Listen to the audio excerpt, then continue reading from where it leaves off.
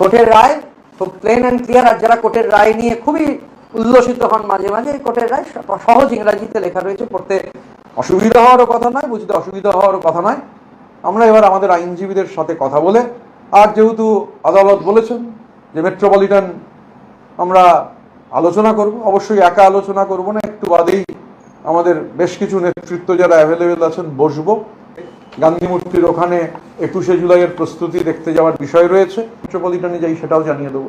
অন্যান্য ক্ষেত্রে, কারণ সাধারণ কর্মীরা বলেছেন অবাঞ্ছিত লোকজন যারা তৃণমূল কংগ্রেস নন, তারা এসে তৃণমূল কংগ্রেস বলে দাবি করে তৃণমূল কংগ্রেসের অফিসে ঢুকতে চাইছেন, এটা তো অ্যালাউ করা যায় না। এবং মহামান্য আদালত এই টাইটেল স্লিপকে মান্যতা দিয়ে নির্দিষ্ট করে এই রায় দিয়েছেন।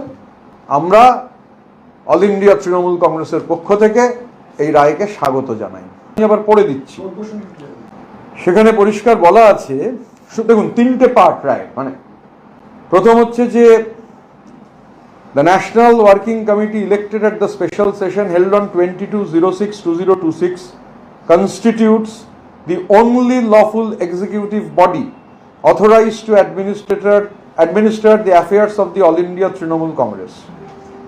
এবং শুরুটা হচ্ছে the defendants and their men and agents are hereby restrained from creating disturbances to the National Working Committee elected at the special session বলে বাকিটা।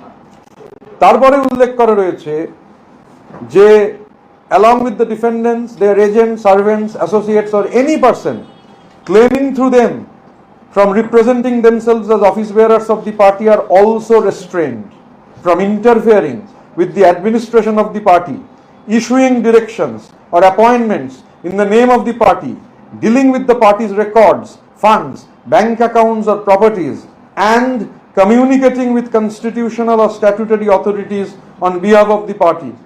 Moreover, the defendants and their men and agents from to taking forceful possession of the newly Trinamool Bhavan, Canal South Road and any other party offices. It's very loud and clear. খুবই চমৎকার ইংরেজিতে লেখা এই রায় আপনাদের সামনে। আমি আজকে রবিবার, মানে যেহেতু আমার কাছে কালকে এটা সার্ভ হয়েছে, তো আমার মনে হলো যে এটা সোমবার অবধি অপেক্ষা না করে, যেহেতু অন্যান্য পদক্ষেপ আমরা গ্রহণ করব এই রায়ের ভিত্তিতে, তো এটা মনে হলো সংবাদ মাধ্যমের সামনে আসা দরকার। আমি কপিটা সবাই আমাদের গ্রুপে কপিটা পোস্ট করে দিচ্ছি, সফট কপিটা। আদালতের রায়ের সমস্যা নেই, এখন ক্যাঙ্গারু কোর্ট বাধা দিতে পারে। মানে ধরুন আমি বলছি আর কি, মানে ক্যাঙ্গারু কোর্ট বা মিডিয়ার যে ক্যাঙ্গারু কোর্ট চলে, আমাদের আইনজীবী, দেখুন আমি আইনজ্ঞ নই, আর আমি হচ্ছে এরকম দাবি করি না পৃথিবীর সবকিছু আমি জানি, সবকিছু এরকম বুঝি।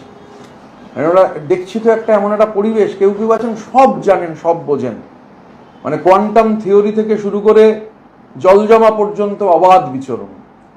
তো আমি আইনের, যে জন্য আমি আসার আগে এখানে আমি আমার আইনজীবীর সঙ্গে বসে, এখানে অনেক লিগাল টার্মস আছে, মানে এই জায়গাটায় নয় কিন্তু গোটাটায় অনেক, তো আমি যদি ব্রিফ না নিই তো স্বাভাবিকভাবে এই যে রায় এসেছে, আমি আইনজীবীদের সঙ্গে কথা বলেছি, আমাদের কলকাতার আইনজীবী, আমি একটু বাদে ভিডিও কনফারেন্সিং করব দিল্লির আইনজীবীদের সাথে, ওনারা যেরকম পরামর্শ দেবেন। আই এম নট দ্য জাজ and I am not the call taker, আমি ওনাদের ওপর ডিপেন্ডেন্ট। ওনারা যেটা ঠিক করবেন, ওনারা যদি মনে করেন দেবেন দেবেন, অন্য কিছু যদি করতে বলেন, যেরকম নির্দেশ আসবে সেরকম করবো।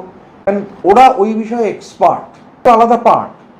নির্বাচন কমিশন একটা পার্ট, জুডিশিয়ারি একটা পার্ট, কিন্তু ভারতবর্ষের গণতন্ত্রে জুডিশিয়ারির একটা অবজারভেশন। এখন এটা নির্বাচন কমিশন কিভাবে দেখবেন, সেখানে chief election commissioner Shri Gyanesh Kumar এবং বাকি দুজন যারা আছেন ওনারা আলোচনা করে বলতে পারবেন। তবে আমার বুদ্ধিতে বলে নিশ্চিতভাবে আমাদের লয়াররা তারা এটা নিশ্চয়ই পাঠিয়ে দেবেন, কারণ কোর্ট একটা অবজারভেশন দিয়েছে। তো ঋতব্রত ব্যানার্জি একটা প্রেস কনফারেন্স করেছেন, করে উনি বলেছেন যারা জাজমেন্ট পাস হয়েছে, যেই জাজমেন্টে ওনাদেরকে রিকগনাইজ করা হয়েছে to be the real Trinamool Congress.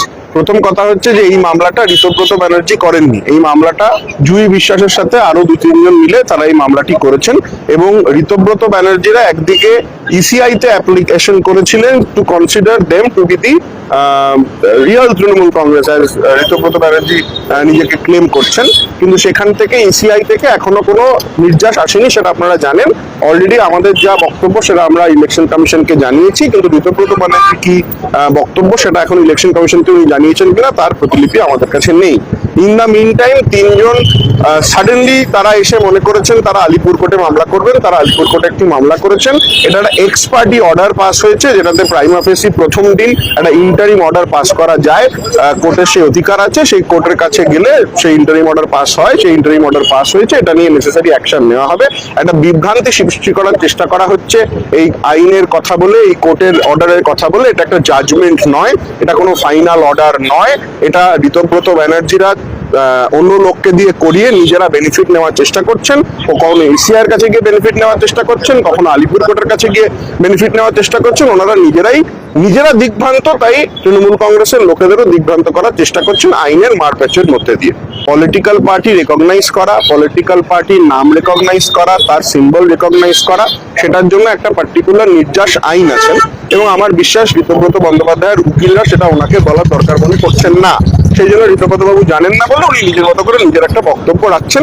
ওনার যদি মনে হয়, উনি তো তৃণমূল কংগ্রেসের যে ভবনটা সেটা তো উনি কোনো কোর্টের অর্ডার ছাড়া নিজেরাই হাঁটতে হাঁটতে গিয়ে দখল নেওয়ার চেষ্টা করেছিলেন। ওনার যদি মনে হয় যে উনি তৃণমূল কংগ্রেসের ভবন, তৃণমূল কংগ্রেসের নাম, তৃণমূল কংগ্রেসের প্রতীক ব্যবহার করে উনি কিছু করবেন, বেস্ট অফ লাক করুন, জাবালাবুজি করুন। এটা একটা x party interim order, this will be taken care of. উনি এটাতে একটা বিভ্রান্ত সৃষ্টি করার চেষ্টা করছেন তৃণমূল কংগ্রেসের এবং মমতা বন্দ্যোপাধ্যায়ের কর্মীদের প্রতি। আমার দৃঢ় বিশ্বাস আপনাদের মাধ্যমে এটা বুঝিয়ে দেওয়ার জন্য যে এটাতে ভয় বিভ্রান্তির কোনো কারণ নেই। ঋতব্রত বাবু যা বলে থাকুক না কেন, এখনো তৃণমূল কংগ্রেসের চেয়ারপারসন মমতা বন্দ্যোপাধ্যায় আছেন, এবং তার নেতৃত্বেই তৃণমূল কংগ্রেসের আগামী যা প্রকল্প আছে, যা প্রোগ্রামস আছে, সেটা হবে। অর্ক কুমার नाग, अभी आईनजीवी तृणमूल कांग्रेस। आज ऋतुब्रत बैनर्जी ने एक प्रेस कॉन्फ्रेंस करके ये कहने की कोशिश की है कि एक जजमेंट पास किया गया है अलीपुर कोर्ट में, जिसके तहत उन लोगों को रियल तृणमूल कांग्रेस का तख्मा मिला है। ऐसा कुछ बात है नहीं। एक इंटरिम ऑर्डर पास हुआ है, और वो भी एक्स पार्टी इंटरिम ऑर्डर, मतलब बिना हम लोगों को सुने एक ऑर्डर पास हुआ है। तो इस पर जो कानूनी कार्रवाई का बात है वो हम लोग करेंगे, इसमें कोई दिक्कत नहीं है। वो लोग पहले ईसीआई के पास गए, ईसीआई से रिकॉग्निशन मांगा, ईसीआई के पास रिप्लाई सबमिट नहीं किए, फिर किसी और से एक अलीपुर कोर्ट में मामला करा दिए। ये सब करके वो एक कंफ्यूजन क्रिएट करने की कोशिश कर रहे हैं। पर मुझे नहीं लगता कि ममता बनर्जी के जो समर्थक हैं, तृणमूल कांग्रेस के जो वर्कर्स हैं, उनमें कोई भी कंफ्यूजन क्रिएट होगा। सबको पता होगा कि ममता बनर्जी ही तृणमूल कांग्रेस की चेयरपर्सन है, और उनके नेतृत्व में पार्टी जो काम कर रही थी वो करेगी। देखिए, जब पहली बार ऋतुब्रत बैनर्जी और उनके जो गैंग मेंबर्स हैं वो लोग जब गए थे तृणमूल भवन में, तब तो कोई ऑर्डर नहीं था। वो लोग तो ऐसे ही जाके दखलदारी ले लिए। तो मेरा सवाल ये है कि अगर कोर्ट का ऑर्डर जरूरी था तृणमूल भवन का दखल लेने में, तो वो लोग पहले बिना कोर्ट के ऑर्डर में दखल लेने कैसे गए? तब उसका मतलब वो गैर कानूनी है, उसके अगेंस्ट क्रिमिनल केस होना चाहिए। तो वो एक कंफ्यूजन क्रिएट करने की कोशिश कर रहे हैं। ये कंफ्यूजन बंगाल की जनता और तृणमूल कांग्रेस की वर्कर लोग नहीं एक्सेप्ट करेंगे।